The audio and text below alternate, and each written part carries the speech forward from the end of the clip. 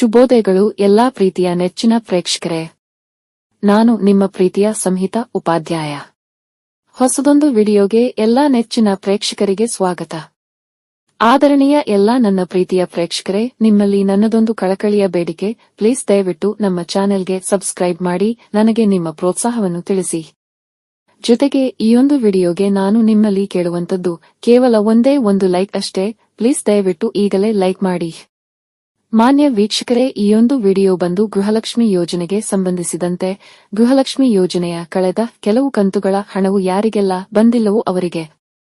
ಪ್ರಿಯ ವೀಕ್ಷಕರೇ, ನಿಮಗೆ ಈ ಹಿಂದೆಯೇ ಹೇಳಿದ್ದೇನೆ, ಯಾರೆಲ್ಲ ಇನ್ಕಮ್ ಟ್ಯಾಕ್ಸ್ ಕಟ್ಟುತ್ತಿರುವರೋ ಅಥವಾ ಯಾರೆಲ್ಲ ಜಿಎಸ್ಟಿ ಕಟ್ಟುತ್ತಿರುವರೋ ಅವರಿಗೆ ಗೃಹಲಕ್ಷ್ಮಿ ಯೋಜನೆಯ 2,000 ರೂಪಾಯಿಗಳು ಹಣ ಬರುವುದಿಲ್ಲ ಎಂಬುದನ್ನು ಈ ಹಿಂದೆಯೇ ಹೇಳಿದ್ದೇನೆ.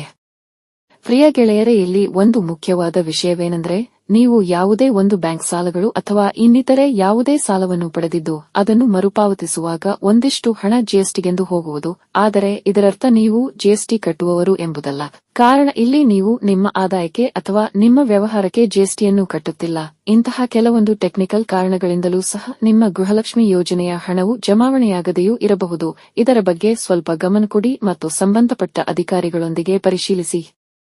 ಮಾನ್ಯ ವೀಕ್ಷಕರೇ, ಇದಿಷ್ಟು ಈಯೊಂದು ವಿಡಿಯೋನಲ್ಲಿ. ನೀವೇನು ನಮ್ಮ ಚಾನೆಲ್ಗೆ ಹೊಸದಾಗಿ ಬಂದವರಾದರೆ ಅಥವಾ ಇನ್ನೂ ಸಹ ನಮ್ಮ ಚಾನೆಲ್ಗೆ ಸಬ್ಸ್ಕ್ರೈಬ್ ಆಗದಿದ್ದರೆ ದಯವಿಟ್ಟು ಸಬ್ಸ್ಕ್ರೈಬ್ ಮಾಡಿ ನಿಮ್ಮ ಪ್ರೋತ್ಸಾಹವನ್ನು ತಿಳಿಸಿ.